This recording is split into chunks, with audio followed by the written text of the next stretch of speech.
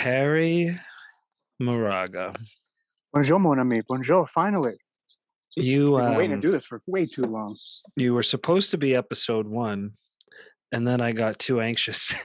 And I was afraid if I didn't do it the day that I had the courage to, that I was never going to start it. And so I sort of just I had to jump or I was going to untie the bungee kind of thing, you know?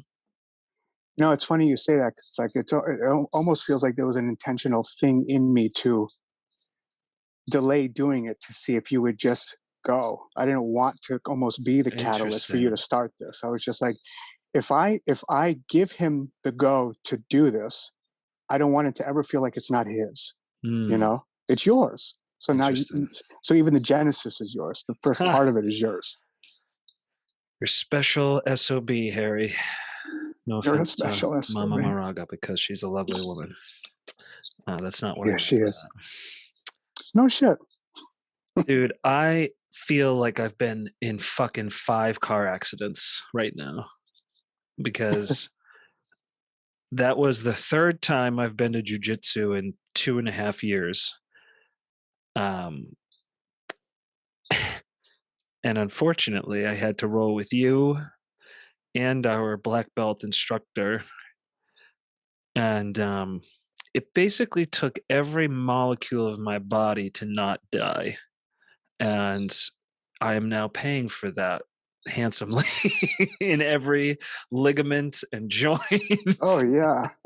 2.5 years is a long time, man. And It to is. come back and really to on my end to feel your awareness, and it's not like you took a round off, like your cardio was there, whether it was there or your fortitude to just go for it was there. I was on the verge of The throwing up most of the time. does doesn't matter. It doesn't matter. They're both equally as like important and kind of necessary. Whether your mind carried you through or your Yeah, fair cardio enough. I did, mean, they especially were on there. like competition day and stuff like that, for sure. Yeah, and Because you obviously feel you like you're come going to back. throw up in the first 15 seconds. Yeah. Oh yeah. Throw up and all your joints are going to lock Oh up, and my it's like I don't God. even know if I can pick up a pencil. Your hand is so stiff. You know. Oh man.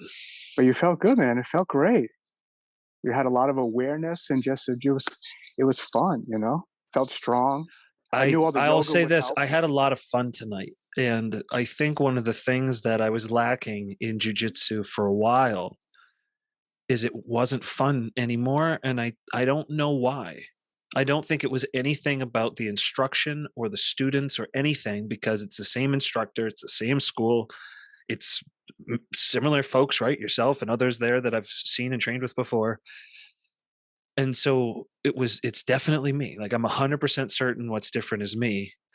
And I think because it's fun, I'm instinctively doing smarter things or just better things, I guess, Yeah. because I'm just playing with it instead of panicking about what's going to happen or how I look or Yeah. whatever.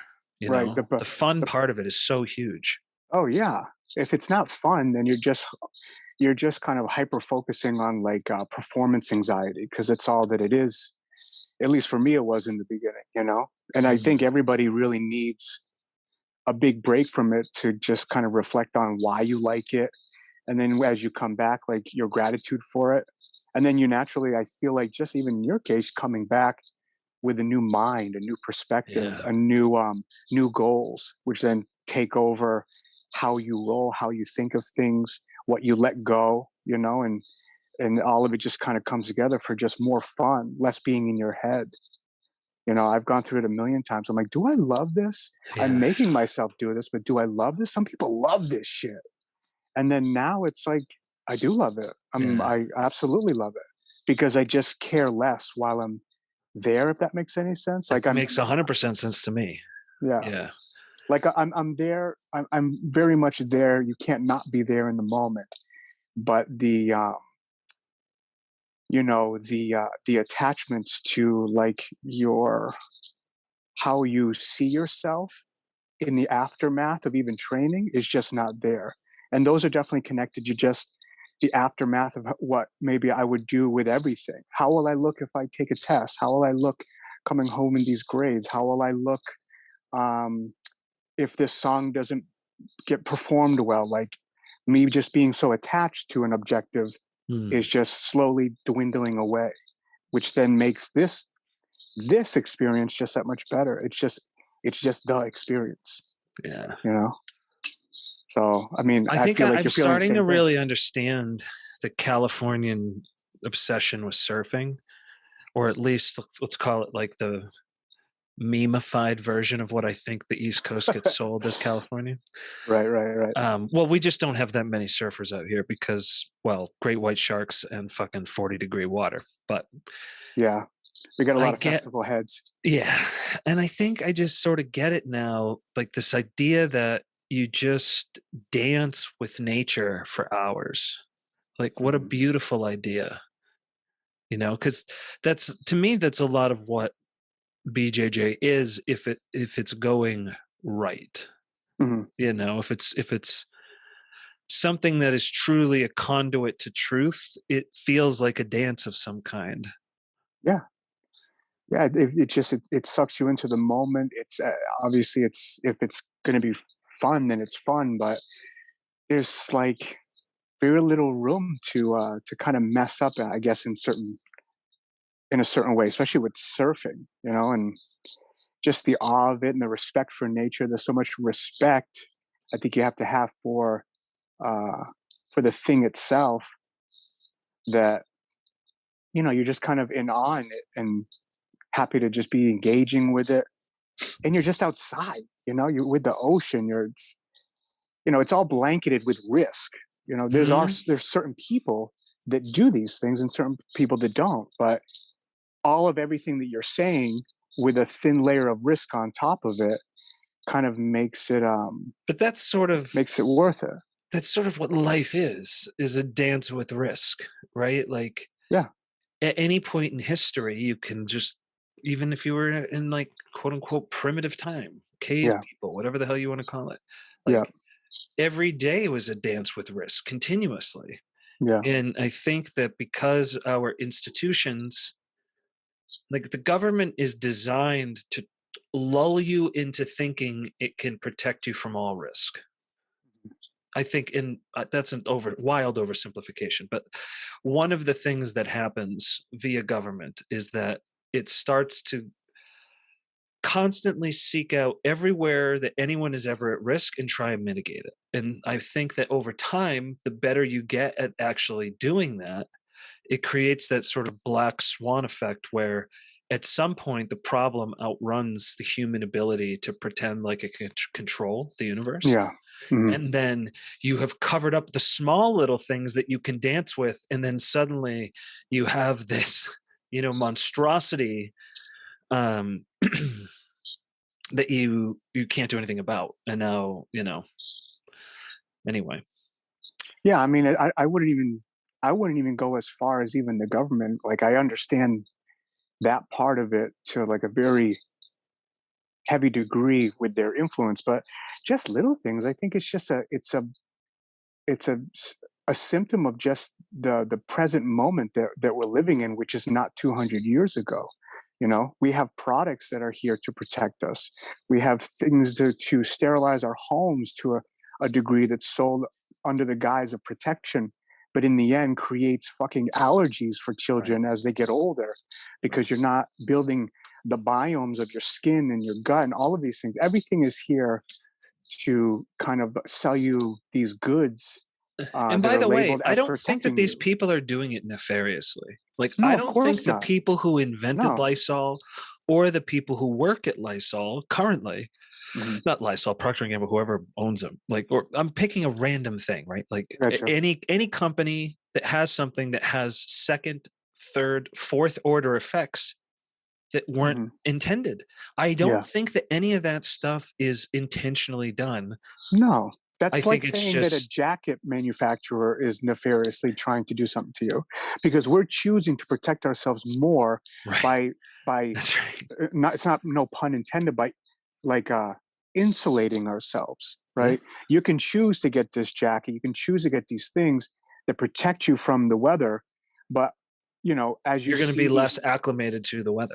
exactly. So now what you're seeing is an uptick in people wanting to get away from these things in uh, understanding the ice baths as you do, or like doing whatever more sauna work or anything like this that kind of shocks the system that is the absolute anti protection, and realizing all of the good things that you actually get out of it that's built into our evolution, that you can Right. hack into and really give yourself mental, like physical boosts. And I think the parallel between exactly what you're saying and the surfing and the jujitsu, um, I think that that is why um, it is that intoxicating when you get involved in something like that, because you you you get to be aware of the constant dancing with the risk, which then Yeah. translates into you taking more risks and being able to face them That's in right. this kind of in your regular life. And As mundane as it honestly, can be, problems happen. Risk comes. yes, And now you assess it better because of the little microcosm of risk taking and overcoming it in surfing or jujitsu or fucking skateboarding, you know? yeah, never interrupt a kid skateboarding. No. Um, it's fascinating because I think the constant exposure to the zone of proximal development, meaning like just beyond the edge of what you're currently capable of, is a divine act because it makes you more capable. And the more capable you are, the more use you are to the universe. Mm, And so I think it is our duty as a species to become as capable as we can. And one of the greatest gifts I have been given in my life was meeting you, because you helped me see that there was an entire side of me that I feel like, I don't know if it was that I wasn't comfortable accessing, or if just growing up in central Massachusetts in the 80s and 90s, the toxic masculinity, whatever, like there was just components of my existence that were completely missing.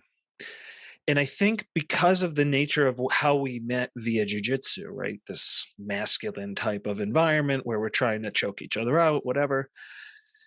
I think that kind of gave me permission to start to see that it was okay to dance with other sides of myself, right? Because I had this like wall of masculinity of like, okay, we just beat the shit out of each other, and now it's okay if we go have like a conversation about feelings, right?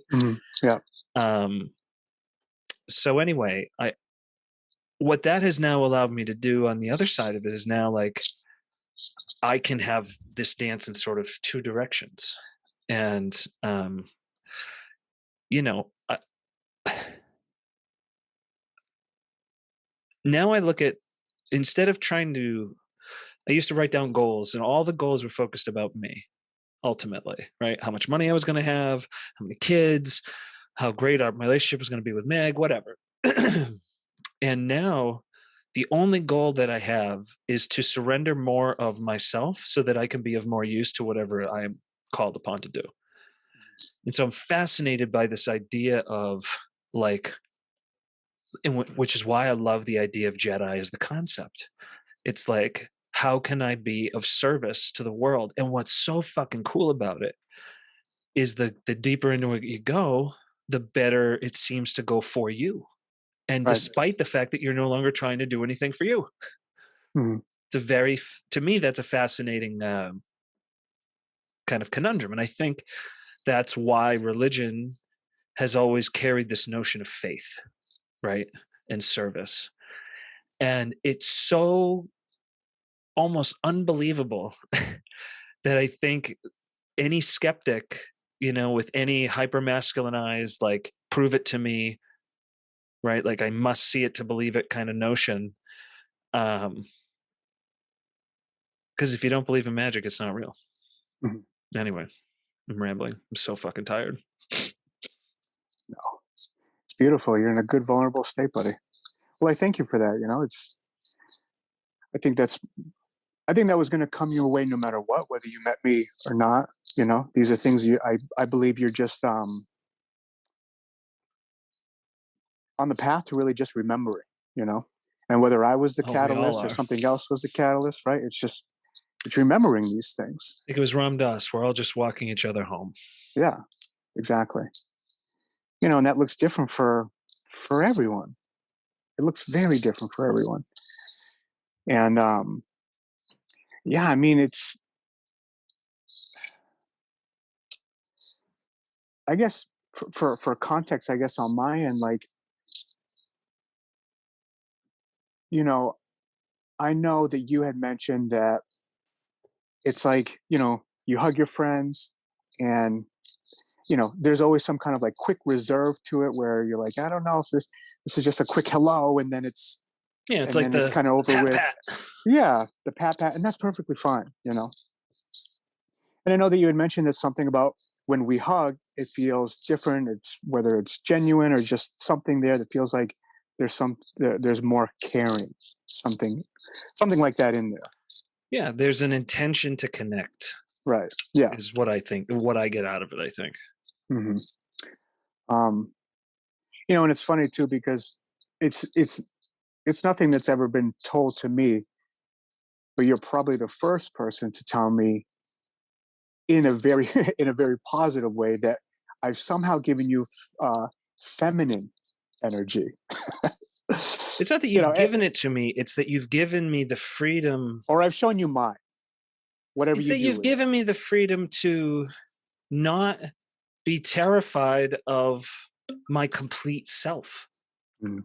You know, it's not, and I happened to be like, in certain ways, like incapable of empathy, for instance. Like it was just a part of my trauma. Like it stopped me from being able to see anybody else's point of view Yeah. in reality. Now, I think hmm my aphantasia also probably had something to do with that, but um, you know, and that's the thing is we're all living some semblance of a totally different experience, and we just have Yeah. to give each other grace for that because like Right. holy shit, we have no idea. No. I None. mean, I mean, the way I've worked in that space, I think is well, I know it's 100% come from just even my mother. You know, I've had a lot of very strong feminine energy just my whole life, and what lives in that is this space to um, explore yourself and explore your feelings.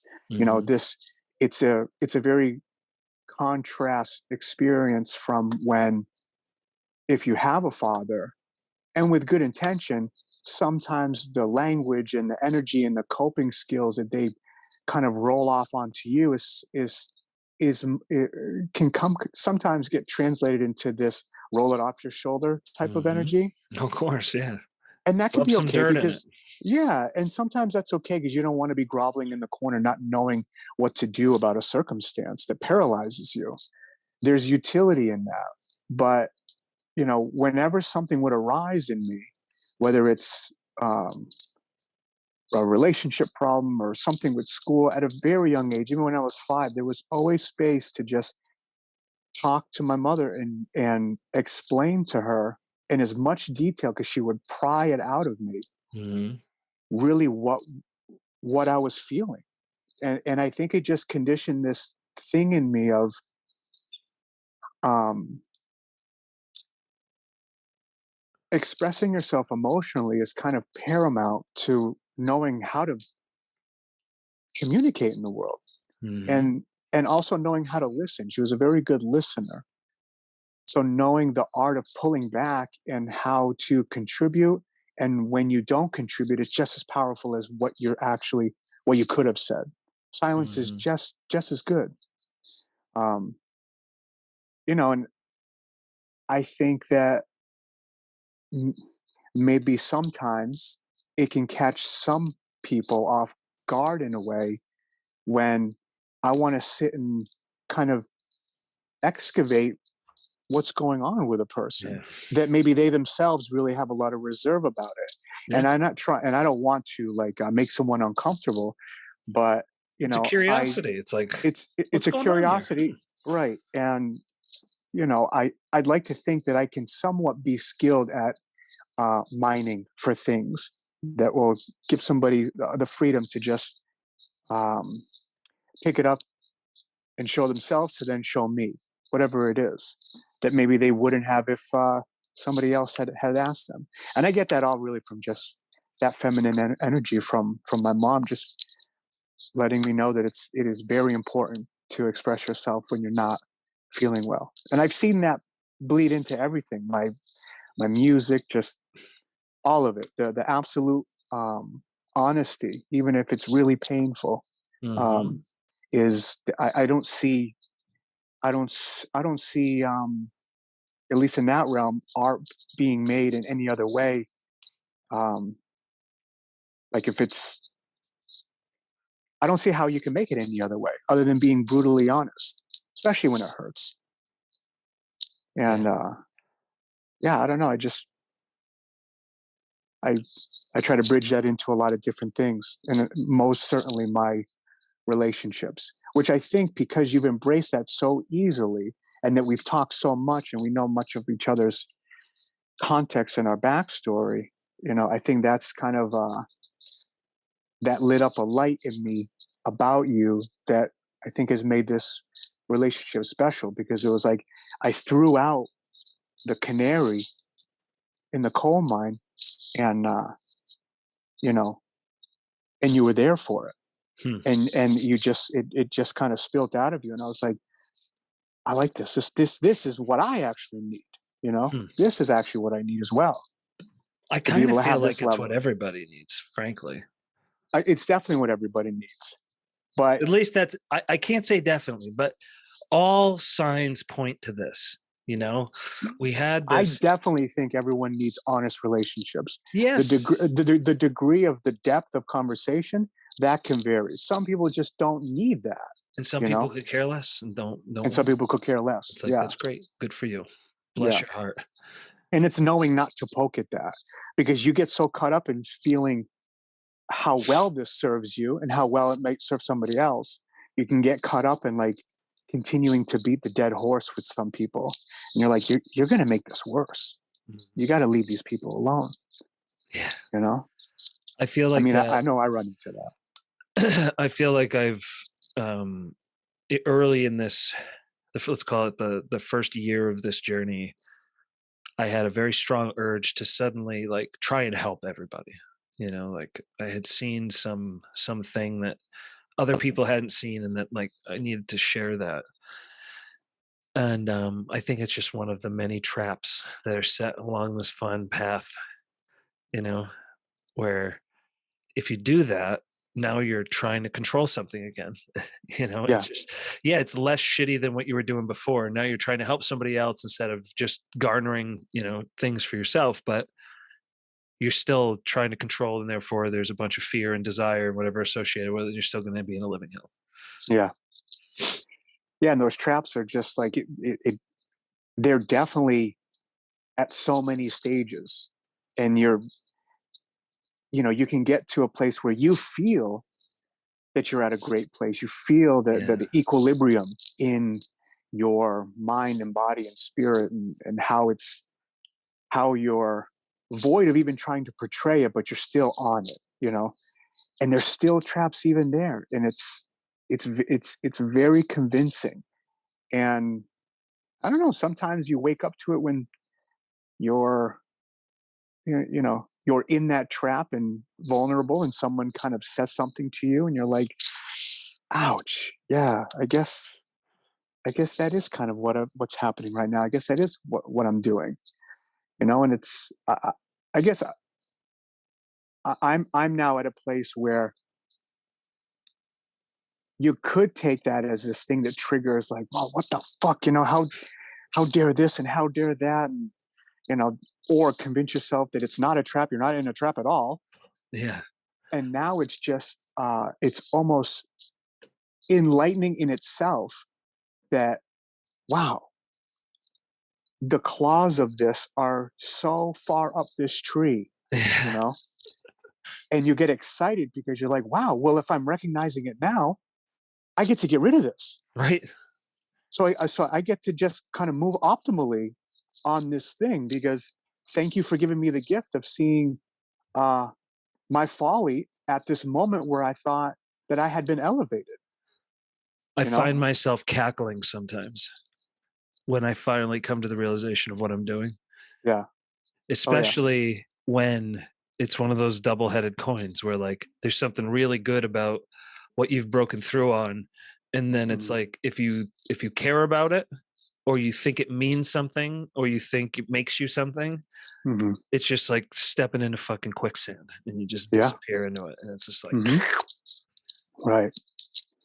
Yeah. And I mean, and it's these, some of the things that get pointed out are still things that you really need to address. It's not all just,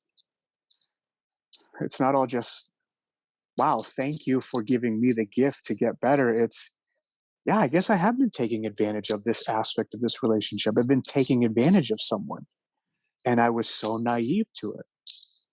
yeah, but And that's it's, that can be a packaged thing. That doesn't sound like a or to me. That sounds like a, because to me when I've discovered um a truth, and especially if it was underneath a story I've been telling myself, yeah, then there's like a big piece of that, like getting the fuck over it, is mourning those you hurt, and then also like what I've lost because of that behavior, or because of what things I was not able to do because I was terrified or whatever. You know what I mean?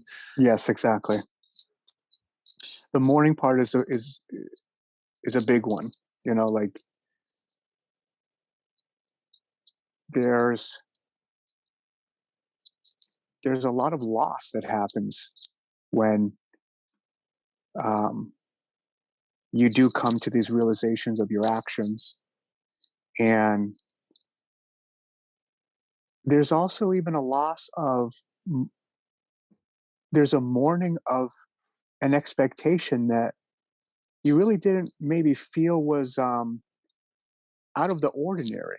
But now when certain expectations aren't met that are even simple, there's a mourning to that expectation that eventually will lead to an easier, more accessible place for you to kind of surrender and reevaluate that hierarchy of what you think you actually need.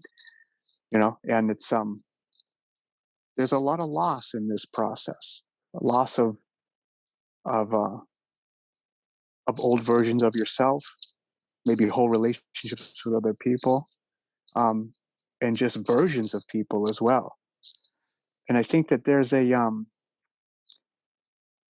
that was a big part that was missing for a little while, at least for me, was stepping into that really uncomfortable space to feel the suffering or the pain Mm, of a circumstance or anything like that, to then allow myself to grieve, because you have to let go of these things to then move on to like reevaluating it through the lens of your more heightened perception, you know.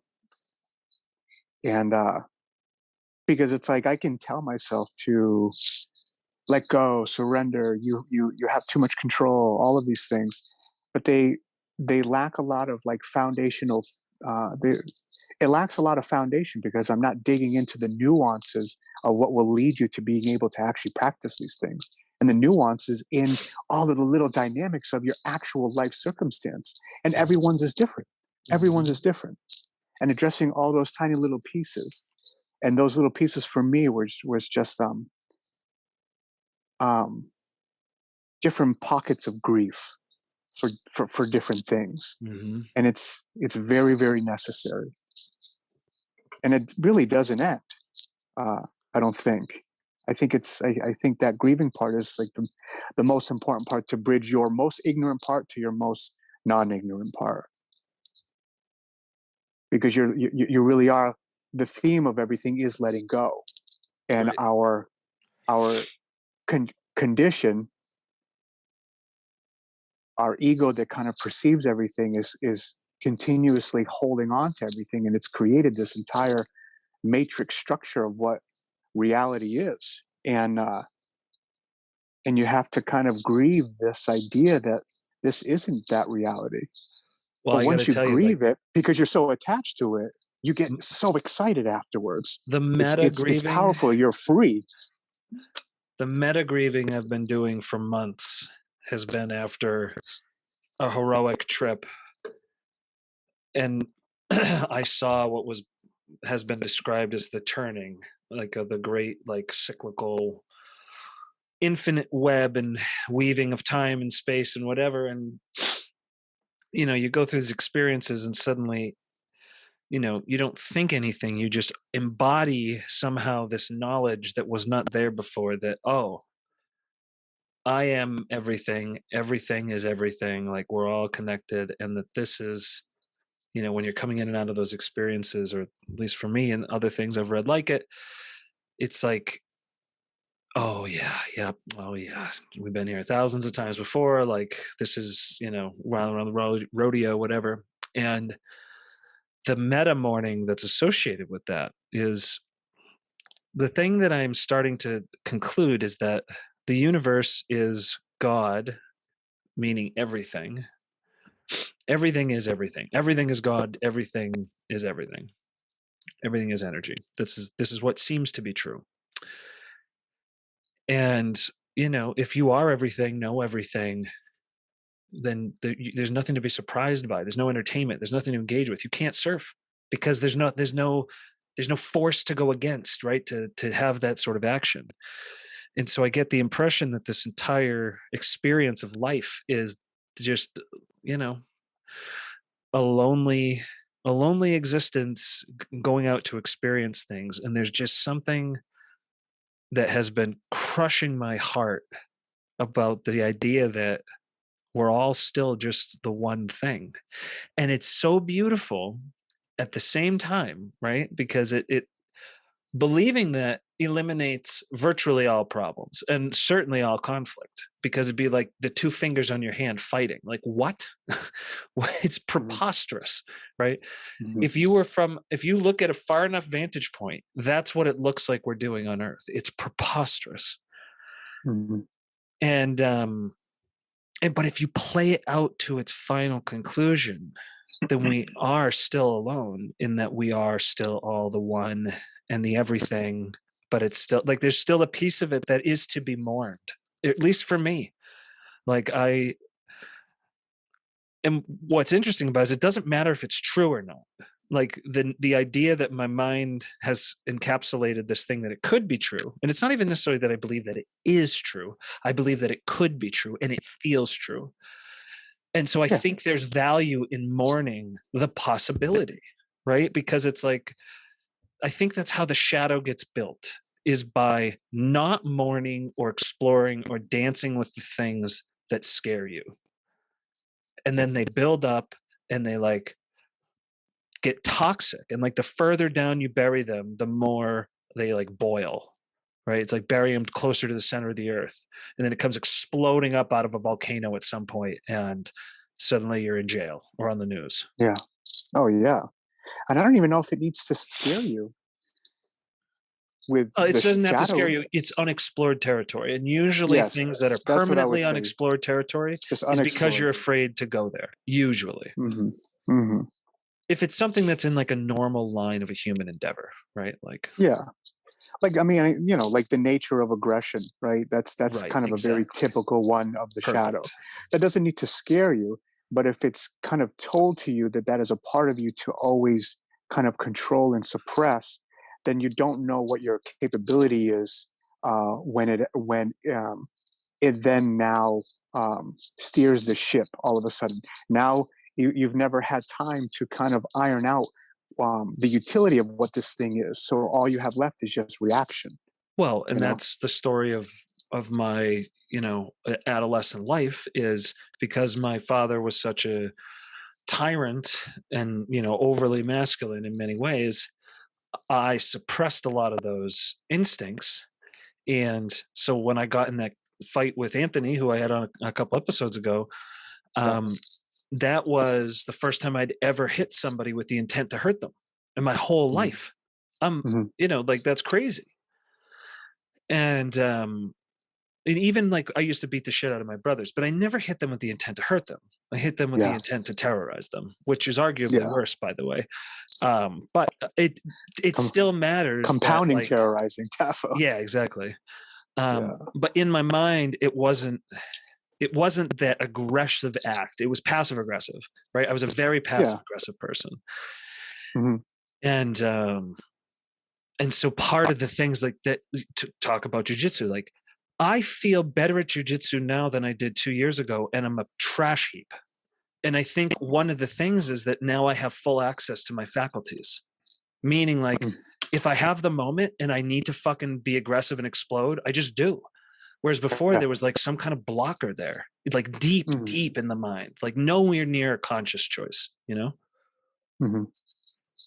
Yeah, absolutely. I mean, I can only assume that because you're falling into more wholeness, that you now have more control in these kind of spaces that require you to be very versatile with your emotions and your tactics and all that stuff. Because I was the same way when I started. I'll always remember I was a white belt and I was almost on my way out of being a white belt, and a purple belt who I really respected. All the purple belts, they seemed like, characters out of Gods of War to me, because I just couldn't Super believe what they were durable. capable of. Yeah. Yeah, super durable, and it was just, I think the fascination was that they were only 2 belts away from me, Right. How and can you be this but, much like, better? yeah, but they pounded me just like a black belt almost felt like once in a while. I'm like, Hmm. "What's happening?" But I know that that also comes from just my inexperience of just being on the mat too, but I just idolize him, and I remember him saying, like, I was rolling, and he's like, "Harry, just get more aggressive, get a little meaner." And in Mm. just 20 seconds, that being aggressive, which really just meant not allowing somebody to uh, advance into a position that was more optimal for them, blocking a knee, or just really working hard to retain my guard for 30 seconds. Yeah. And once that I was told that, it just woke me up to what was missing, and what I know I I think I intentionally kept myself from doing, because, like I said before, if it's unexplored, you don't know how you You don't know how to turn all it your on or you don't know how to dance with turn it it. on, and you don't know how just how your mind is going to react when you do turn it on. So it would just kind of, it felt so foreign to me, but to be able to explore it, control it, luckily in a control setting like jujitsu, you really get to define for yourself what aggression is, and the utility of it in being, and also being so controlled with it. There's so many And benefits to jujitsu, it's ridiculous. You oh, have the tons. physical It's benefit, right? I Like, could mentally just masturbate over jujitsu the whole time.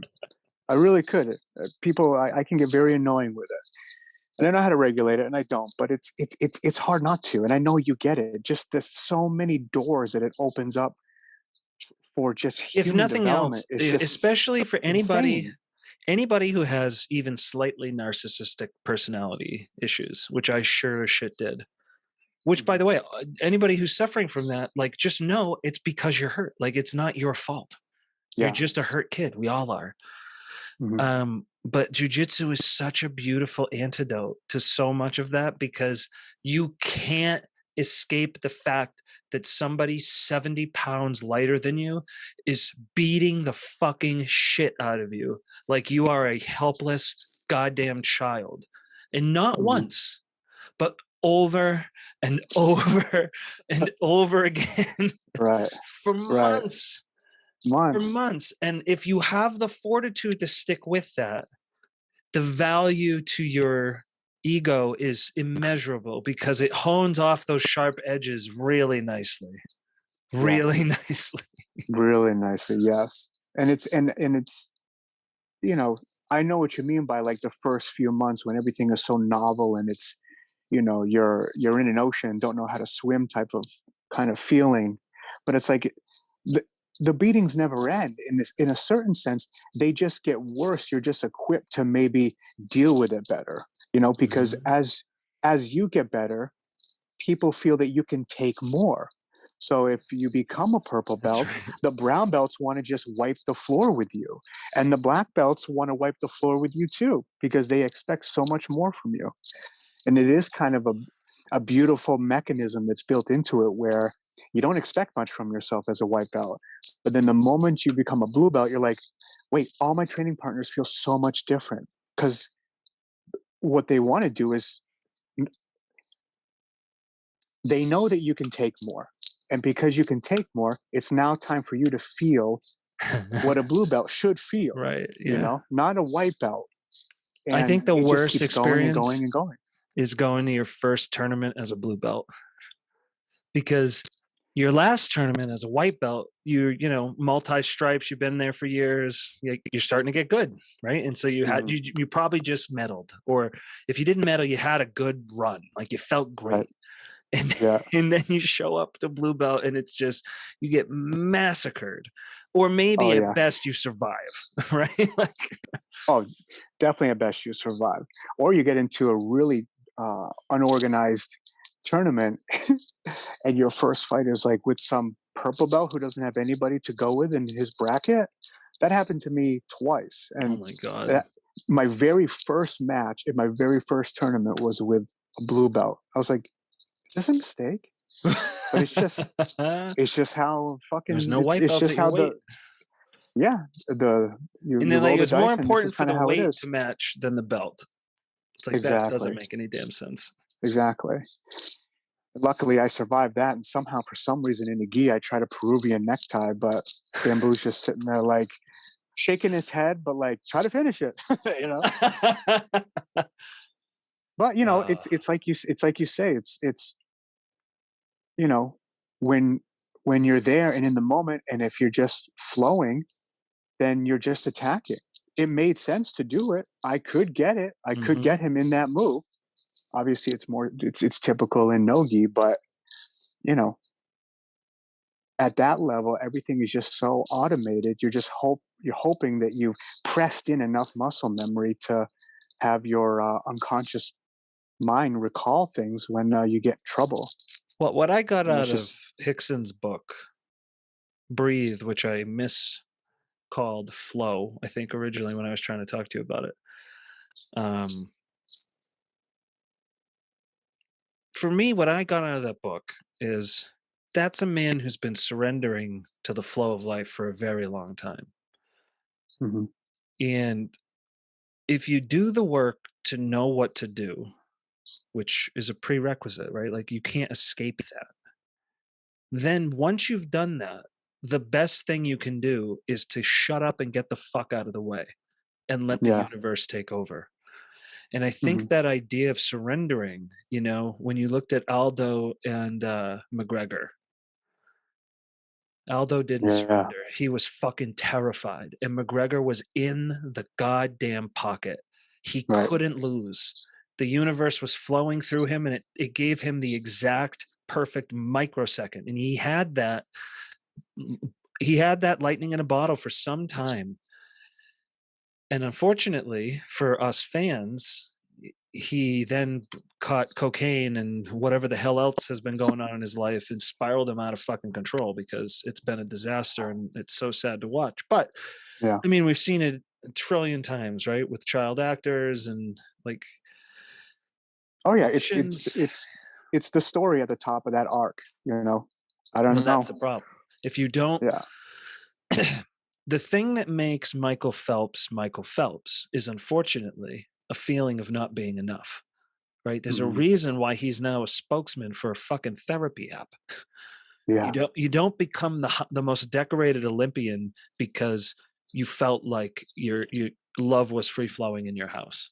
And I'm Yeah. not shitting on his parents, because they also created Michael fucking Phelps, right? Like, Right. you can't. And Michael Phelps also isn't done yet, too. Right, Like, look at Mike exactly. Tyson, right? Mike Tyson had one of the Exactly. worst stories, Yes. but my God, the Yes. sage that that man has become This is is right. so deeply beautiful. Who's to say what's good or bad? Yeah, We know nothing, Jon Snow. That quote means more to me every day. I don't right. think that was an accidental trope that fell into Game of Thrones. Like, I think that had a deeper philosophical meaning, that, okay, even though you're like the fucking hero, you don't know a Hmm. fucking thing, right? Right. Even though you're the chosen one, you Hmm. don't know anything. So Hmm. so stop being so goddamn cocky and do your job. Yeah, exactly. And and on a little lower level than that, it's like,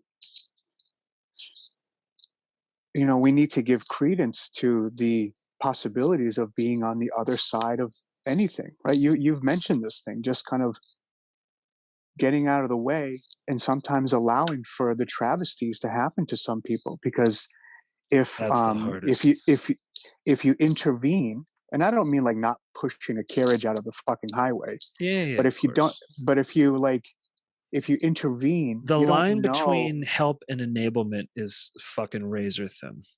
Yeah, and Razor you end up thin. dismantling what kind of gifts they could get if they so choose to voyage into something darker, which then becomes more profound Yeah. by their circumstance, and you pull the rug right out from underneath them in a weird way. And I've suffered this at many of my jobs where, there's been a person or a team or a department or a division or something where there's some sort of systemic problem. And I'm so worried about how I look Yeah. that I refuse to let that insufficiency be known by anybody. So Mhm. I end up working 80 hours a week, 100 hours a week to cover up for it. And I get the optics of the result, right? Because the client never knows that what shit fuckery was going on Yeah.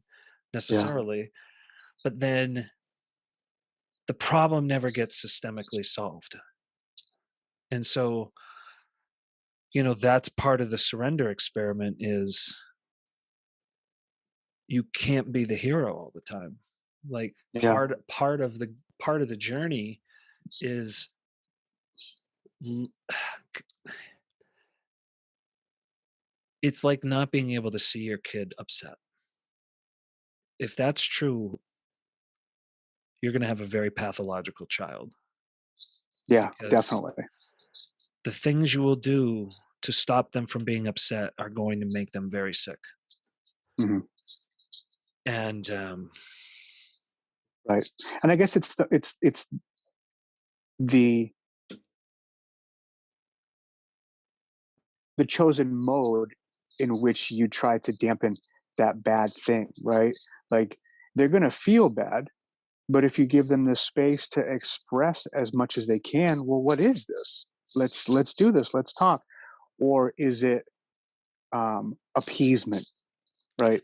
Sometimes by kind of granting things to them that then gets them out of that space. Well, and That's a imagine very this now in a different thing. corporate environment, right? Like Yeah. people are afraid to hurt other people's feelings, either by Yeah. giving negative feedback, by delivering bad news, right? And it's that fear of watching somebody else be hurt. That's what it really is. It's not even necessarily about how you're going to feel necessarily, meaning like the direct impact to you. It's that like you as a person are unable to see someone else in distress. That's a super common Yeah. theme. Hmm. And honestly, I think that's one of the most like nefarious things going on in the world today is that because part of surfing is falling, you know? You can't just surf and like only get the fun part. It doesn't work like that. Hmm. And again, it goes back to that black swan kind of concept or anti-fragility. Like in order to be anti-fragile, you must be constantly getting exposed to hazard so that you can Yeah. adapt and get better and like learn, right? And it's this protection mechanism. And it's under the guise of I don't want you to get hurt, but it's not really. It's that I can't stand to see you hurt because you being hurt triggers the hurt in me and I can't handle that because I've been burying that for decades. So no thanks. Right. Right. Now, when you say that you're seeing that more just kind of in the landscape of whatever culture, our society, it's like, what does that look like to you? What are these kind of like more immediate, um, more immediate, what do you call it? Just examples. I just find that Y- people are just of conflict avoidant, you know, Yeah.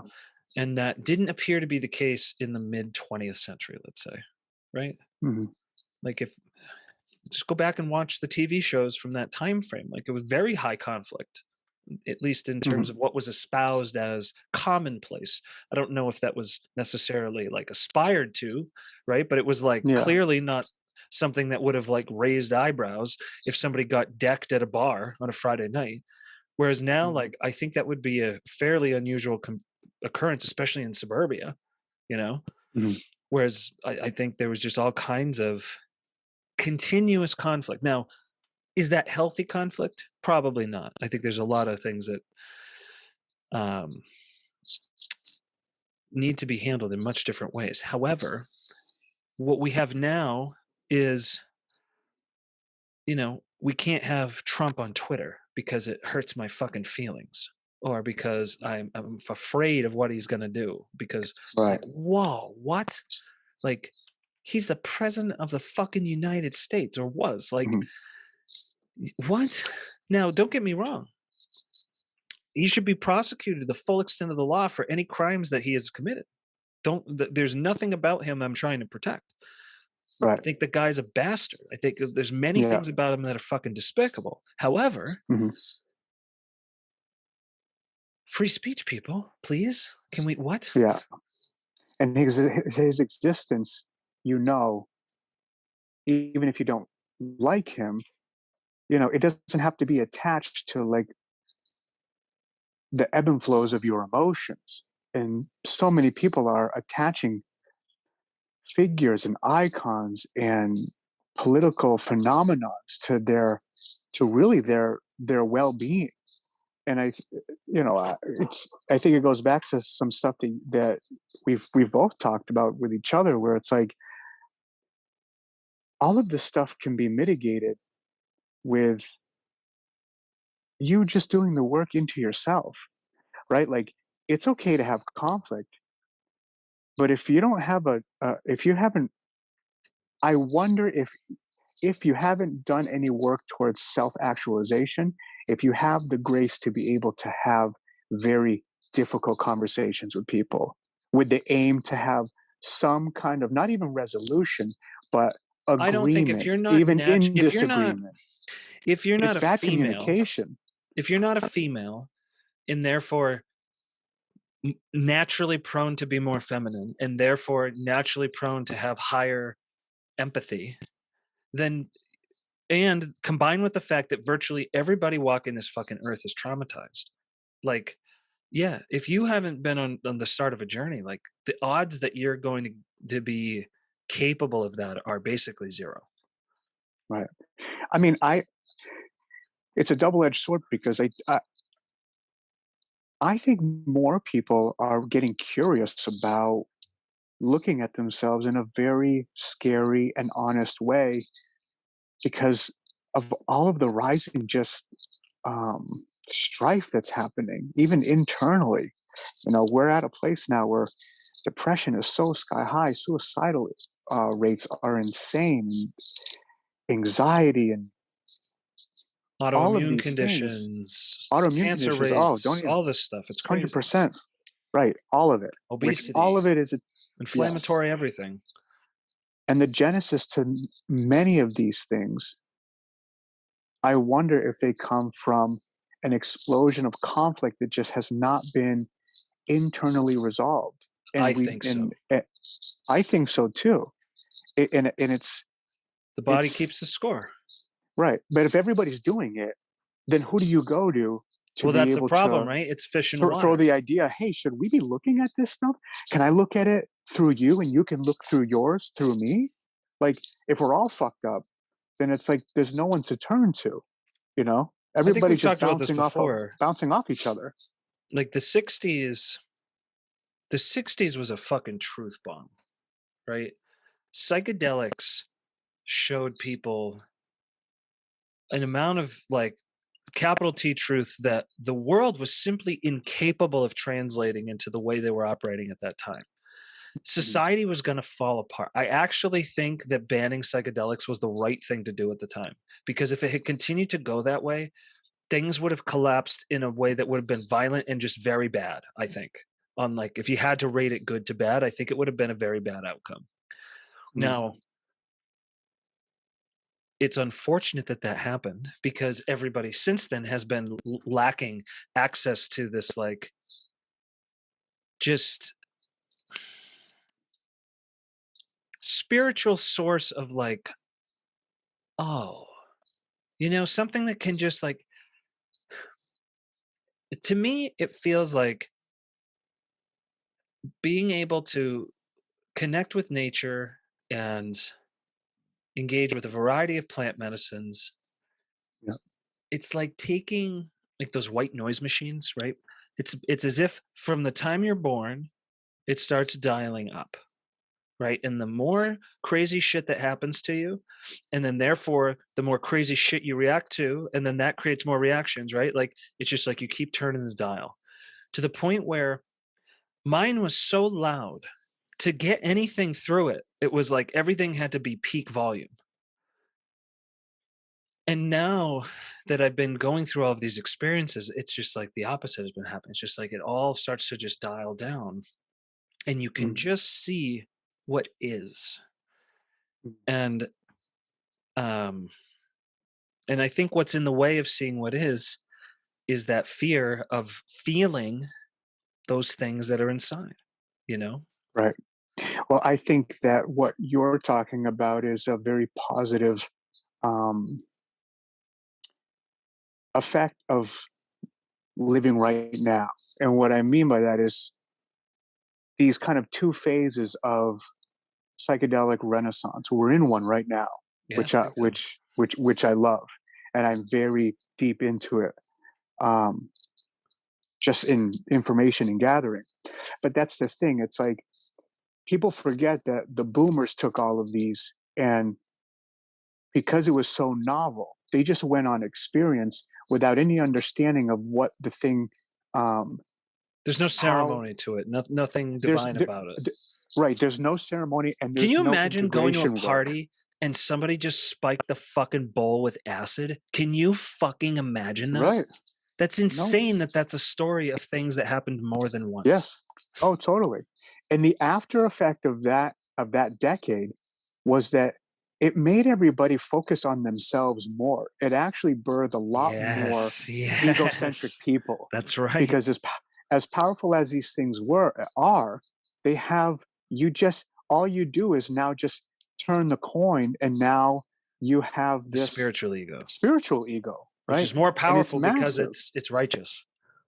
It's very righteous. That's the And beauty of it. this That's what I and love about it is the farther, yeah, quote unquote, up the ladder you climb, the more dangerous everything becomes, right? It's like in a video game.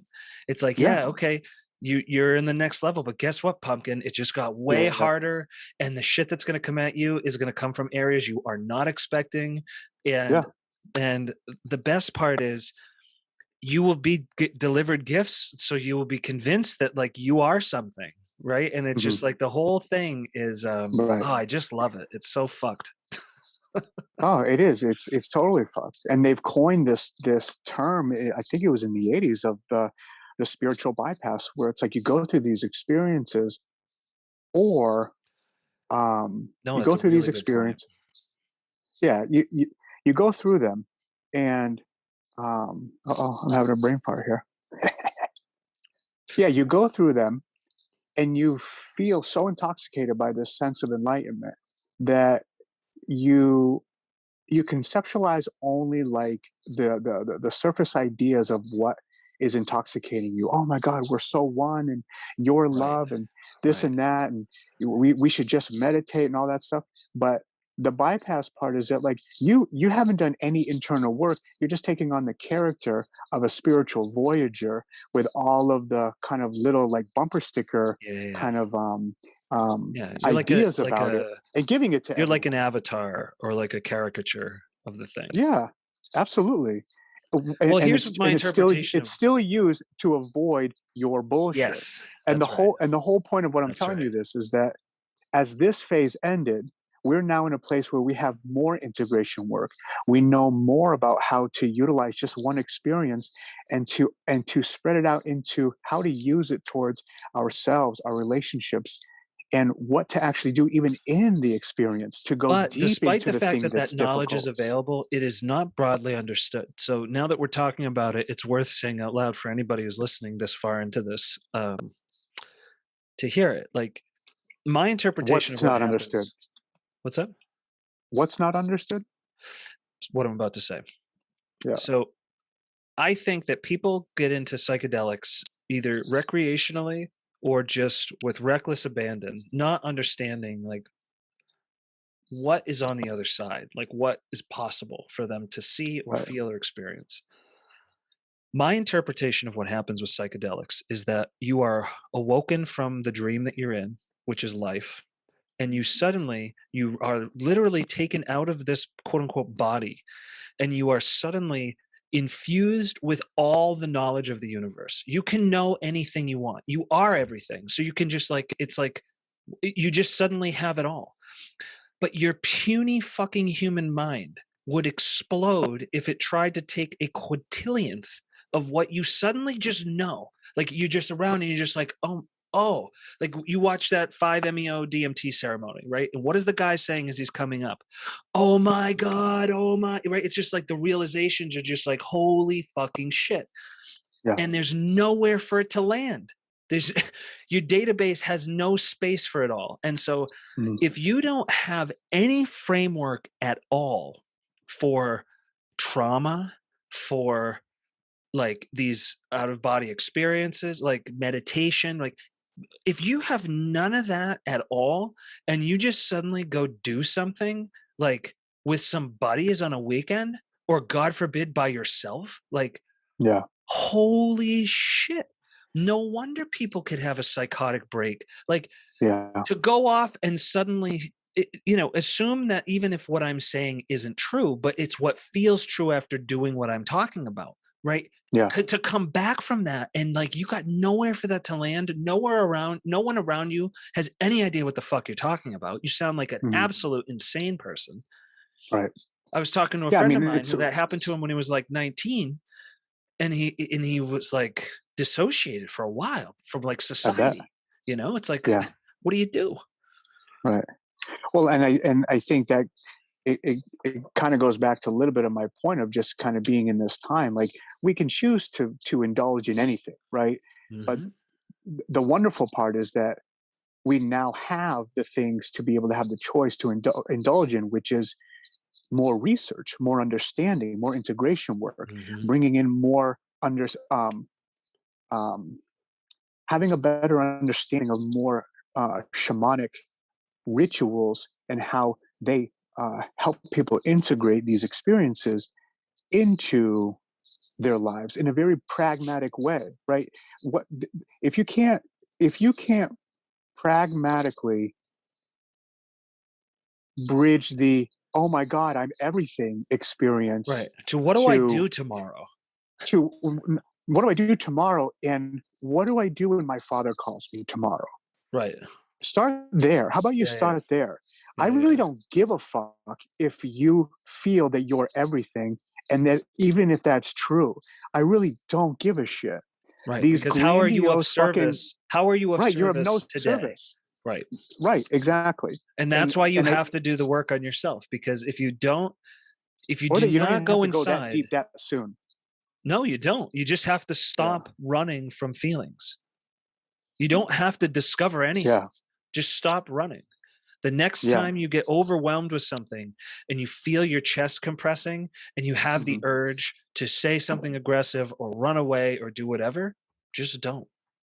Yeah. You have the control to not do that and just sit there and let the feeling wash over you like a tidal wave. And if that you Right. have to close your eyes, and if it means you cry, means you tremble, it means whatever. Just Yeah. so what? Right. So what? And if your psychedelic experience flavors your that experience, your ability to do that, then that's what it's there for, right? Exactly. It Exactly. like I don't know how it serves you by like Well, you look at ayahuasca. only looking for the elves, I've never right? done ayahuasca. But you hear the stories about it, and like a lot of the stuff, I would have no idea what someone would do with it, with the animal spirits and like the geometry and all the stuff. And there are a lot of ways in which it does metaphorically make sense. And Jordan Peterson's been one of the greatest, which is such a random thing because I don't even know if he's into psychedelics, but his whole Maps of Meaning project was Mhm. so great in helping me think metaphorically, which has been unbelievably useful in starting to try and bridge these worlds, because every single fucking thing in this world that we call a universe, a realm, whatever, is like a mythology. Mhm. Everything is. It's all everything we're just choosing to believe because it serves some purpose in a story we're trying to interact with, right? Mhm. Like there's it's impossible to know any truth, right? Like what I think this thing looks like, it's not a thing. It's not. It's just energy. Mhm. And my puny little human mind can pick up some small amount of wavelengths that make it look like a thing, right? Like everything's a goddamn hologram. Uh-huh. Scientifically, like you can't get away from the fact that everything you experience is actively a hologram. It is not what you see. It's just not. Mhm. It is we see a tiny subset of what is quote unquote real, even if you assume that any of it is real. Because Right. again, you can never escape a 50% chance that we are in a simulation, Right. that this isn't See, base reality. right, and even that, and I'm sure that you know kind of like how to pedal through this, but it's like even that, it's fascinating. So then let's work backwards, right? Like some people, it's like it's you reach that. Oh my God, what is this reality? This isn't real, and then we work backwards. Or some people take the very beginning step, the first step, and maybe the first step is the realization of, wow, life has suffering, right? The first noble truth.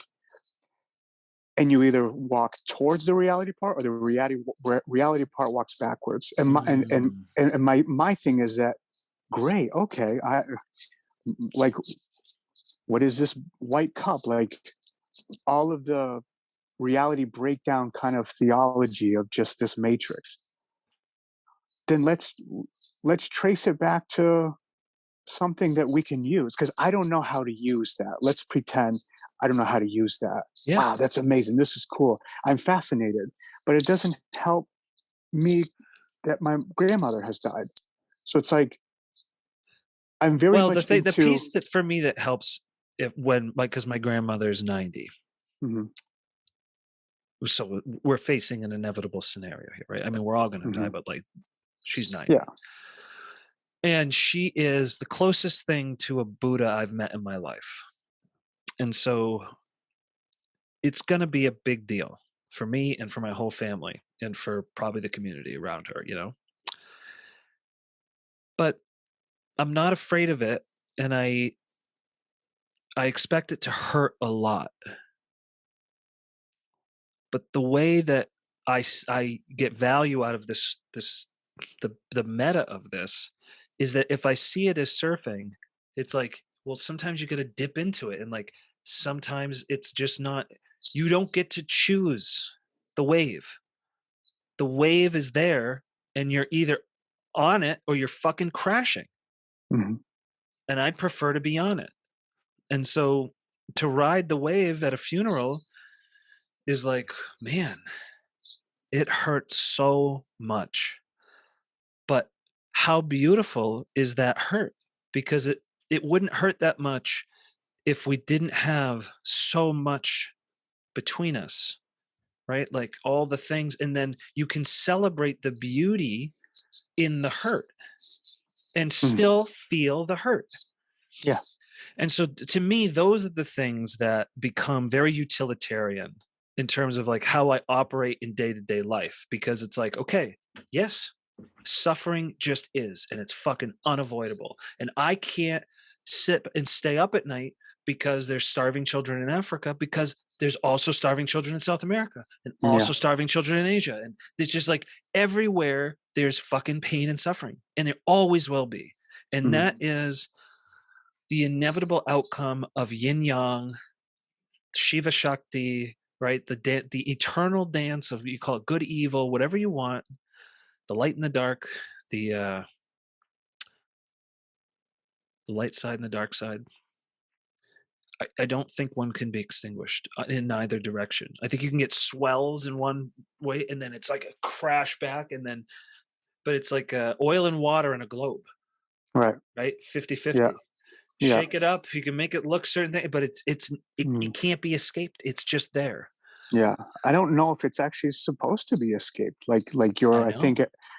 emphasizing here, like there's this misrepresentation of what kind of sometimes entails this this path in a way, I guess, if you want to call it that, which is like a total divorce of anything that kind of brings you discomfort, and I'm not there yet, but I get the inclination that the the the great lesson of just being uh, entails that none of these emotions are are they're meant to be a part of you. They're meant to be experienced. If you're clinging to not having, then you've just created an internal war, which will never get you That's right. into the door that you're craving to get into. It's all paradoxical. That's like the fifth layer mind fuck, right? It's like Yeah, it's that is the exact kind of cosmic fuckery that I love. It's just yeah, every plateau you get to that looks like you're there, it's yeah, just you haven't walked far enough on the plateau to see the next stairway. 100%, 100%. And it's beautiful when you get a peek at it, but it's, at least in my case, it's like when I get a peek at it, it's like I have to save it because I don't feel like I've done enough on the plateau I'm just standing on now. I feel like I barely understand it, That's a but I think pathology it's too. right, Be careful with that, right. right? Because you feel like you either don't deserve it or you're not worthy, right? Like there's, and I'm It's not not that I, saying that there's yeah, not the universe telling you something either, right? I'm not, but be right. It's that's the yin and the yang. Is like, okay, maybe I do have something to, and intuit it, right? And think, and let it present itself if that's true, but also consider, am I telling myself a story? mhm. And see, is it just that I I don't want to become, I wonder if you fear becoming what you criticize. Oh yeah, I mean, you fear what you judge, you fear what Yeah, you criticize. Yeah, absolutely, right. and it's If you go farther, faster, then are you the one who's out there espousing nonsense, right? Like, I wonder if you're just afraid to get out over your skis. yeah. And the thing is I think that at least in this situation, the plateau that's on the horizon, by its nature, there's nothing to spout because all you are is being. You're letting Yeah, go of all the books. You're letting go of yeah. all the self help fucking audio tapes, It's which, by the audio way, can we tapes. talk? Can we take an aside on that real quick? The self help thing. Yeah. What do you mean?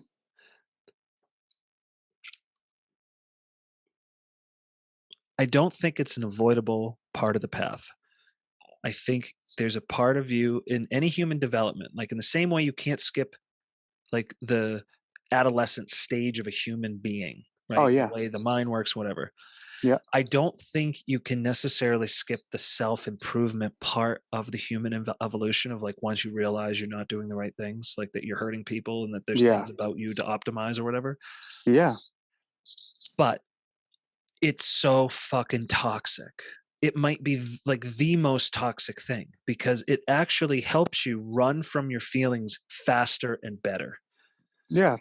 It makes you It's better. it's it's the It's bypass. yeah, it's the I got so good at being productive and never being alone and with my thoughts that I nearly killed myself. Yeah. And I think that so I think what's happening in society is actually a bifurcation. I think what we have is the ultimate manifestation of a hyper masculinized society that lost touch with everything creative and feminine and empathic, and was entirely focused on stuff and power and control and whatever. And all the fallout from that, the sickness, the PTSD, and all the ways in which that manifests, right? Physically. And then on the other side, I think that the same internet that is causing the highest teen suicide rates probably in history is the same internet that's allowing us to do this podcast. Yeah. And I have had multiple people reach out to me and say that this has been meaningful to them in some way. So in a way that may have been life-saving. I'm not claiming that. I'm not trying to build it up, but just like, but the point is, yes, it does have downsides, but it also has these upsides. So what I see happening is this like inverted bell curve where the fucking insanity of this woke mob and the fucking alphabet soup, like, why do we need more letters? Wasn't the whole point of plus that it meant everything else under the like? Anyway, another topic for another day. Yeah, very, very big topic. But I think you can overlap much of what we're saying into that and have the Yeah. conversation respectfully, I don't, gracefully, well, and and the like, thing is, like, I don't want to feel feelings. And so, like, you can't make me feel that way. yeah, So I'm going to stop you from being able to exist on Twitter or exist at your job or whatever. And yeah. that's not to say that there's not monsters out there, right? Like, Oh, the totally. whole Me Too movement was fucking so Yeah, overdue. yeah, Honest to God, I was in a trance. I had no fucking idea what was going on because it wasn't me, and I couldn't fathom it. So it's like, how could what this?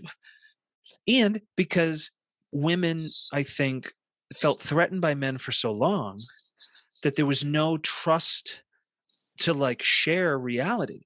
So it wasn't until probably 2015 that I got like the first view into like anything at all about what a woman's perspective was like. And yeah, it blew my fucking mind open. I was like, holy shit, this is what you deal with every day, yeah. especially living in a city. What? Mhm. Anyway, I'm rambling. Yeah. No, I mean, there's a lot. It's a lot going on. It's a lot to talk about. A lot of things to have opinions on, right? But the part of the sorry, what?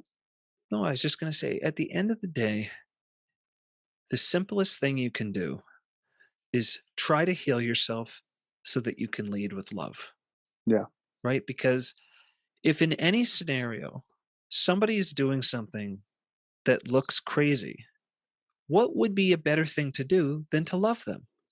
mhm, Like, do you think people are crazy because they just had a fucking birthday party thrown for them? No, they're crazy because they got fucking molested or beaten or fucking cigarettes put out on their face or like, right? Like, fucked up shit happens to people. And the worst part is, it doesn't even have to be that. It doesn't even have to be that crazy. It could just be that, you know, for decades, we just, men weren't even in the delivery room and we completely like clinicalized birth and we took it from something that was like, everybody just did it and it just happened to yeah. suddenly it was like a process to be A scared of. celebration to an emergency. Right. Exactly.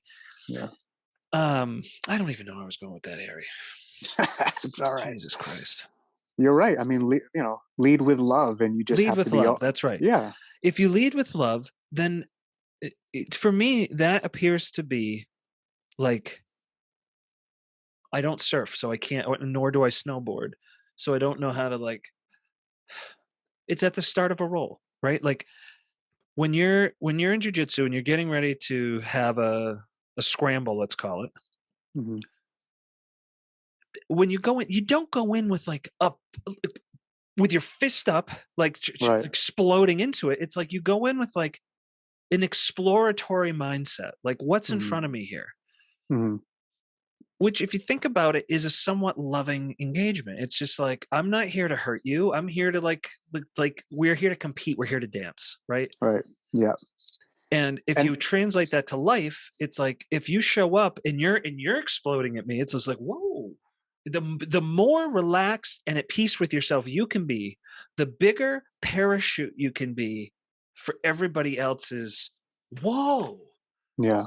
right? For them to step out of bounds. And then when you Mhm. don't react, it almost it's the most fucking disarming thing in the world, right? Mhm. Because they first of all, they're expecting a reaction. And also, if you're there and you truly hold space for them and you demonstrate real empathy, it can it can unleash a torrent for people, and that what bigger gift than to help people heal. And so you can take something that would have been an assault on you in your mind, and you can turn that into a healing act with nothing Mhm. more than just being there to love somebody.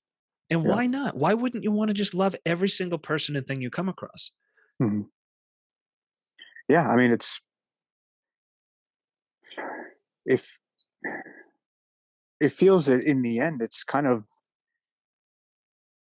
the goal of everyone. The only reason that you don't are all of these kind of parameters that we've kind of conditioned ourselves to kind of like embrace as this separateness, right? Your ego just kind of creates layers of separateness. You look like this, you wear this, this is the job that you do. I've attached monetary value to your self value, all of these types of things. And, they're all kind of, you know, not to use this kind of hijacked word, but they are all real constructs that we've convinced ourselves that they Well, they're matter. And when they don't, all that's left is love they're and leading with love, like mythologies you that said. operate in a consistent way, Yeah, which which make is it, interesting it's because, like, hard. if you think about what old mythologies were like, right? About like the myth of Icarus and all these other things. If believing it was true made the world operate in predictable ways, what makes it not true? Mhm. Right? Like we we think we know so much, but it's only because we've convinced ourselves of what we see. But it's like we've talked about, we don't know a goddamn thing. Right. And we're And unlikely ever to. mhm. Well, we can to a little degree, and it's Well, it's to a through little degree. practice. It's through having a practice, and it's not just meditation. It's what I've told you before. Like, it's self inquiry, Yeah. and inquiry is like, it's the book that you fell in love with, right? What's his name? Michael Singer. Mhm. The book is literally just that. The book is about, it's wonderful because it's popularized self inquiry. Right. Who am You I? know, yeah. Who am I? And that has been out for ages. It's Mhm. in ancient texts. All of these things just described in a different way. But I think that he made it so palatable that it was a home run for people who just know nothing about it, but can't stand the voice in their head. So then let's start with that. Let's make it simple for people what self inquiry is. We won't And even that's the fucking thing is call it that. I think what'll happen now with the internet and machine learning and just all of these, there's a sort of hive thing going on, a hive mind sort of effect. I was talking about this with Rose, who Yeah. was the very first guest on this podcast. And I think what will end up happening is the translation of how to apply this to like everybody's wherever you are on the path is going to just fall out of the machine of billions of people and lots of folks waking up and the ability to share information in basically real time. I think, Yep. I and agree. and by the way, I think that's at a race against complete annihilation, Yep. because at the same time, 20 years from now, you'll be able to 3D print a virus, whatever Hmm. you want. Yeah. And so we will be able to, anybody in the world will be able to destroy the whole human race. And if we haven't figured this out by then, night night. Yeah. Now, I mean, Elon Musk's solution to this problem is an interesting one, but I actually think, he might be the the grandest of all those deceived, right? Because to run to a whole nother planet, that's something. Yeah, it is something. That's something. Yeah. Now, It at the it same undermines a time, lot of things. there's a lot. Who's to say what's good or bad? I mean, this guy is to me the most interesting and probably the most beneficial human that's lived in the last. I don't know, a very long time. And he's I don't know if it's even his 50s yet. I mean, the guy is just a fucking dynamo. Mhm. But at the same time, you know, he may be a grand propagator of running from what needs fixing. Because if you have a way off the ship, are you really going to put out the fire if it's burning you? Yeah. Yeah, Right? you just let it sink. You just jump off, Mhm. and that's going to create. I see these things all sort of crescendoing into each other, right? Like it's sort of the same time, Right. and I just find it hard to believe that that is a coincidence. Like it Well, and feels like part of like the final act of a play. yeah. Well, and I think I wonder if there are other players in this race that actually will represent a little more of what you and I and millions of people kind of like are talking about and embracing, but that have the wherewithal and the intellect to maybe actually make a change. Like if you've listened to like Lex Friedman's podcast, right? He Hmm. has many of the same um, goals and interests and fascinations as Elon Musk, but he's very much um, he's in a very healthy way tethered to the human experience and the greatest of human experience, which is love, and somehow Yes, he's a bridging beautiful that. man.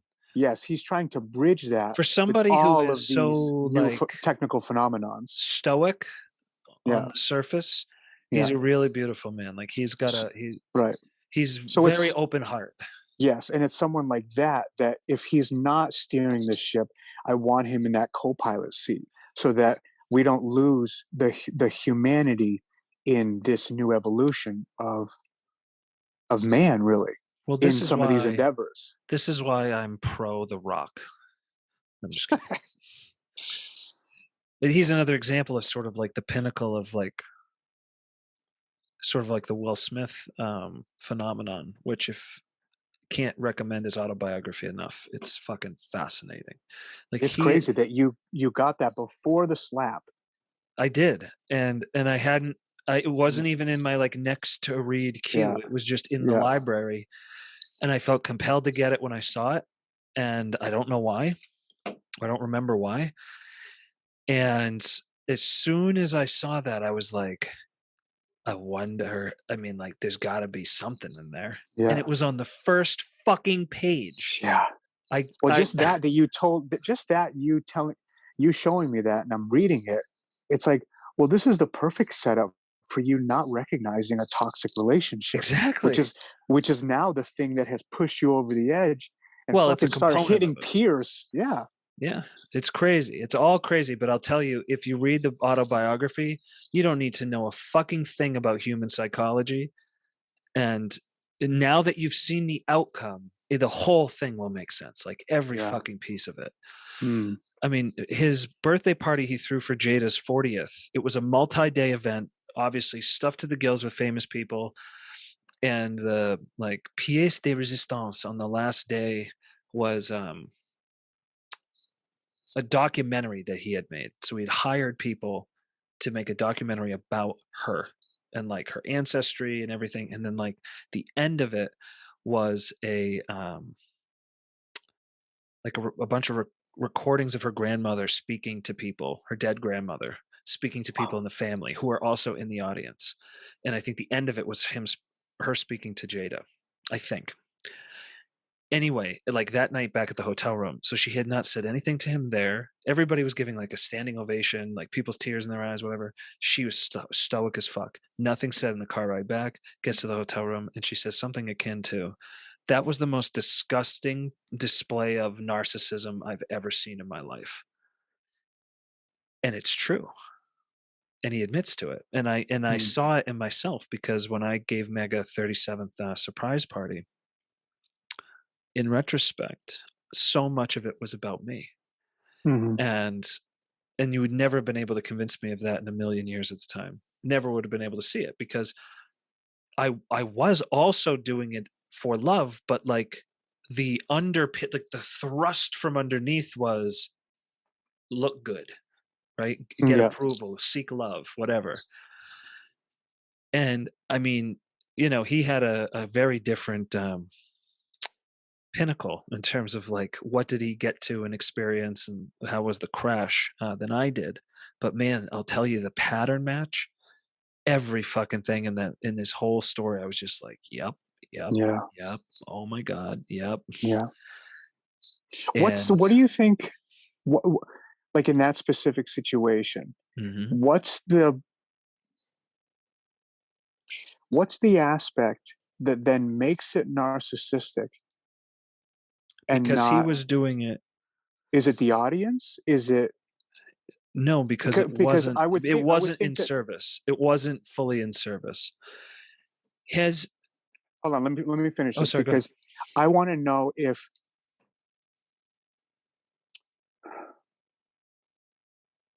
like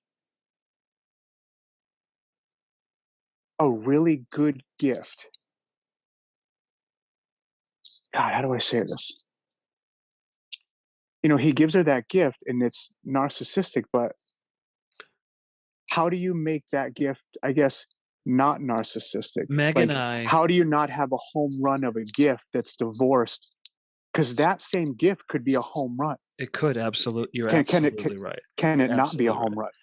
So Yeah. yes. So Meg and I had multiple therapy sessions about my gifts to her and their insufficiency. Hmm. And it wasn't because they were insufficient in like as if they were disgusting gifts or like aberrations. It was that they were heartless, not thoughtless, heartless, because I was thinking with my mind and thinking, what would I want, or what would look good, what would Gotcha. represent well, right? What would make me look like I love her, right? Like what would a boyfriend do? Like what does a boyfriend do in this scenario, right? Like that kind Right. of like Zuckerberg, how do I drink water kind of shit. Yeah. Um, Okay. so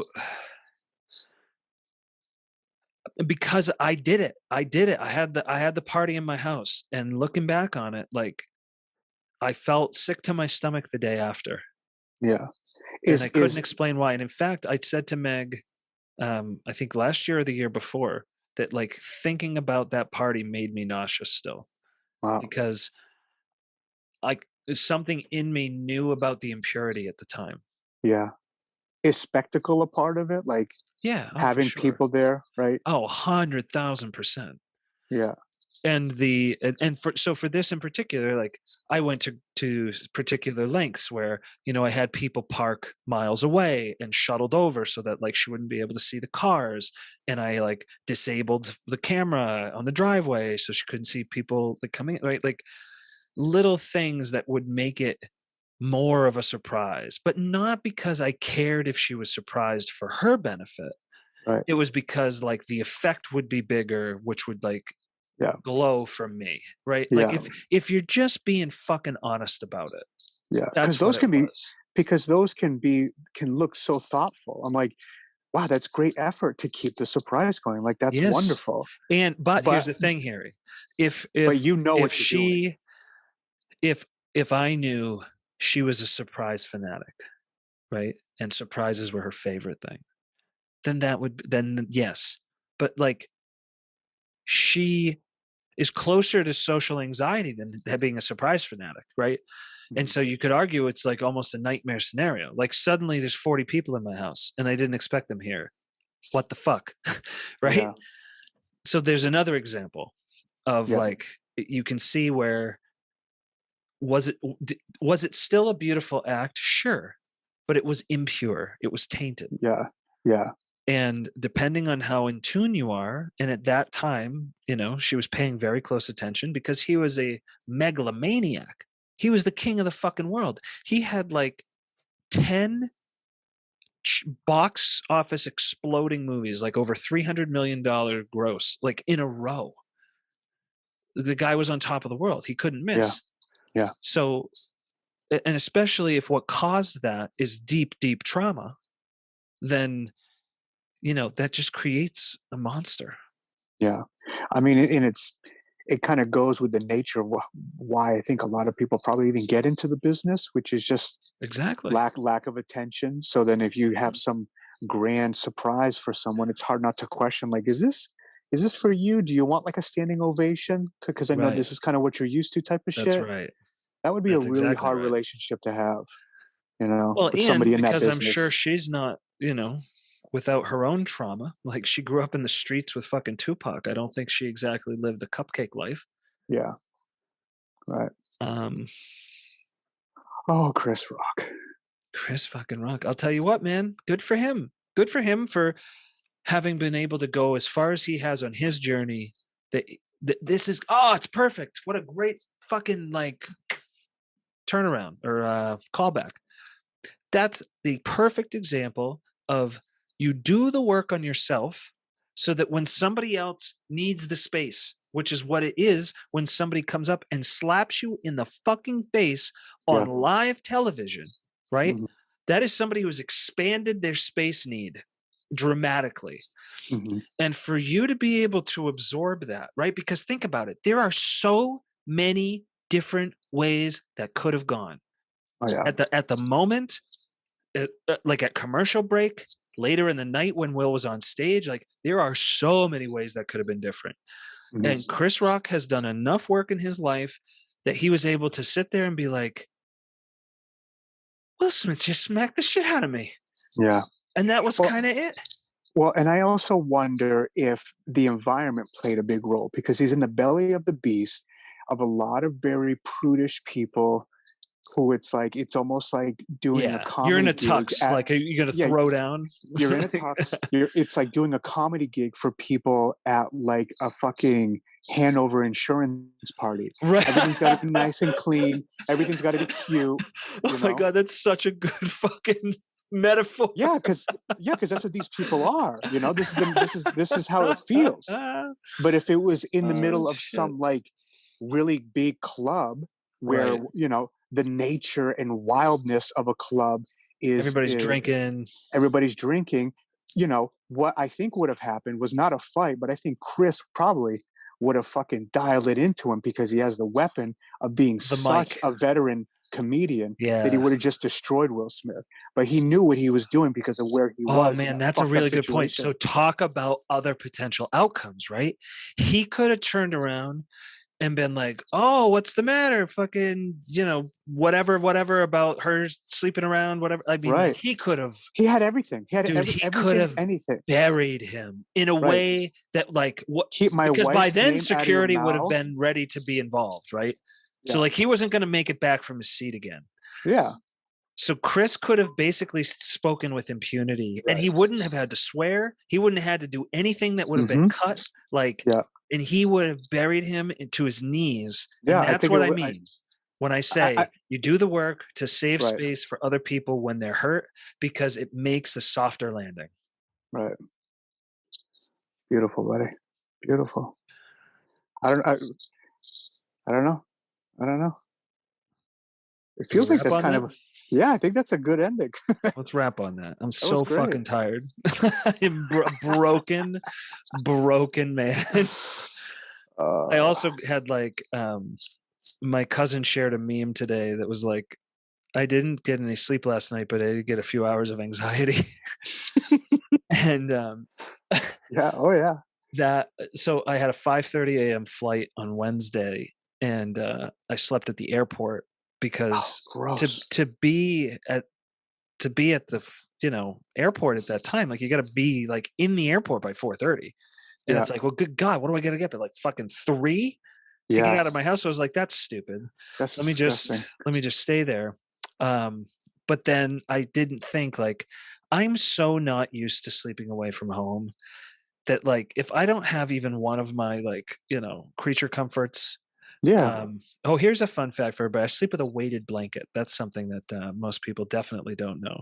Incredible for nighttime those anxiety. are great. What's the weight on yours? I think it's like 25 10, pounds. 20, 15? Yeah. 25. You're It's you're heavy. you're I'm a big you're a guy. 20 I'm like you're a 225. 25-pound guy. Yeah, yeah. Yeah, I'm a I can see 225 that. pound man. Um, but it's also a large blanket. It's a large size blanket. So it's like weight distribution wise, like it's not a single size, like a Mhm. twin bed, whatever. Anyway, um, so there was that. And then that flight home, I didn't get home until like 2 a.m. And, I still have fucking work to do at night, Yeah. 8, 9 a.m. So, and then tonight was the most physical exertion I've had in 2.5 years, unquestionably. And, Well, you did well, buddy. You did great. when I had Bamboo up against the wall and I asked him, do you want to use the wall? Like, cause not a lot of people do, by the way, right? Like if you have a padded wall, like a cage effect, right? Like we can use it Yeah. to, I think put it's pressure I on think each other. I think it's And, great. but I think it's appropriate to ask people. I don't think you should just Yeah. assume. Um, of course I asked when I was in his guard, which then very rapidly changed. And then I was, up against the wall like a goddamn accordion. Shoulder and ear touching the same mat. Yeah, that's the one. And so I think I need to go ice myself and take a trillion edibles. That's what I'm gonna do. Yeah. And reflect on how much fun you had, That's for right. sure. I enjoyed it. I really, really did. It was a Oh, thank you for um, being everything that you are. Um, not just in jujitsu, although that's also fun. it is fun. And I can't wait to do this again soon. Yeah, man. Thank you. I'm so happy for you to in doing this. It's a part of your story. It's a part of just your growth, and I'm just happy that you started it because I remember, like I said in the beginning, it was like I know the hiccups that you have on kind of like pursuing certain things, which is a weird thing to say because you achieve a lot of things to a high degree. Your discipline and your intelligence allows you to kind of do things at a very high level, or at least with the energy of a very wonderfully curious person. You know, and that matters. And I'm really loving that you committed to doing this, and that you just went into it without making anyone make you do it. You know, and yeah, of course it's going to help people. It's it embodies everything that you and I have just been talking about. As long as we talk, people may listen, and then other people will then talk, and it just becomes this ripple effect of hopefully, people having a little more grace and empathy with themselves to then open up more and then serve everyone around in their life better. And it's like, how does that happen?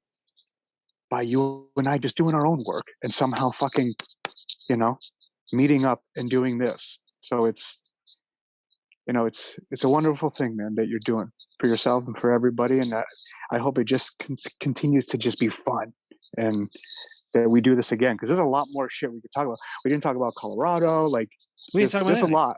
No, we didn't talk about You're going to anything. be a heavy episode, like repeat. People, I hope people enjoyed this because if not, they're going to get sick of you because you're coming in Yeah, hot. well, fuck them. Frankly, that's right. Because That's yeah, fucking I'm right. coming back. I'm coming back. There's a lot to go over. It's fun. So It had a is lot of fun, experiences. and I appreciate everything you just said.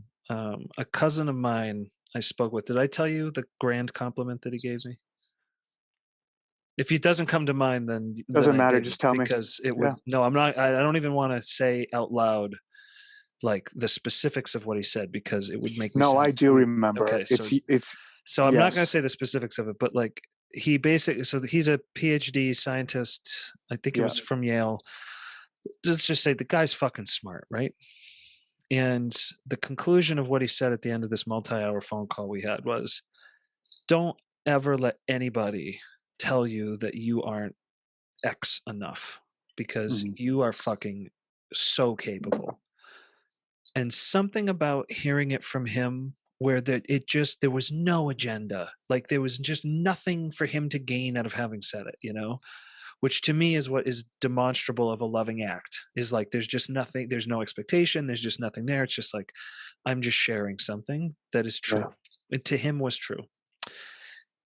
And what it did for me is it was like it expanded my vision to suddenly see like, oh my God, I've been holding myself back in a variety of areas, telling myself that I wasn't X enough, wise Mhm. enough, fast enough, smart enough, whatever, insert the things. And it's like I walk around so many different small businesses, even large corporations, and they are just loaded with inept people who are just not trying their best. Yeah. So if I know myself to be capable and I'm trying my best, why in the fuck would I not think, of course I'll figure it out eventually. So just go for it. Yeah. And yet that is not how I've approached virtually every part of my life. Mhm. So, you It's a know, testament to what you've told me, which is, can you believe the little amount of energy you need to give someone to give them something so massive? You don't so true. you don't need to give people like everything, just a little bit to some people A changes hug, everything. one hug could change Yeah. someone's life, Yeah. you know? It's Like Anthony was talking about, you know, he's a murder scene cleanup crew yeah, guy, and he hugged a woman that's a title. outside of a yeah, I'm sure it has a more elegant title than that. Um, but he ended up hugging a woman of a guy who had just killed himself in the street, and like she had like a, you know, basically a seizure of somatic Yeah. release over this thing, and it's like and I don't know if he believes it or not, but I sure do. Like I think he transformed her life in that hug. Like if Mhm. she had walked away from that and carried all that energy for the rest of her life, God Yeah. fucking knows what that would have produced. Yeah, exactly. And it's like Exactly. one act of kindness, and again, and a fucking again, it's because you've done enough work that you can be the parachute to Right. catch the explosion of what's happening and just Mhm. be there. Mhm. No judgment, nothing but love. Yeah. And that's the fucking path. And anybody in religion who is talking about anything that is not like pointed towards that, like I just don't understand what the fuck it has to do with anything. Right. And that's where we're gonna Right. leave it. Perfect. Me Perfect. making an inflammatory comment about all religion. I like it. I like it. I Let's like it. go. Let's go. All right, brother. All Thank right, you my so brother. much. Love you. Oh Say hi man, to I the love you too. family, I will. and You too. see you next Friday. We can Yeah. beat the shit out of each other again. Let's do it. Let's do it. Let me know when you want to do this again. All right, sounds good, man. All right, buddy. Love you. Good Bye. night.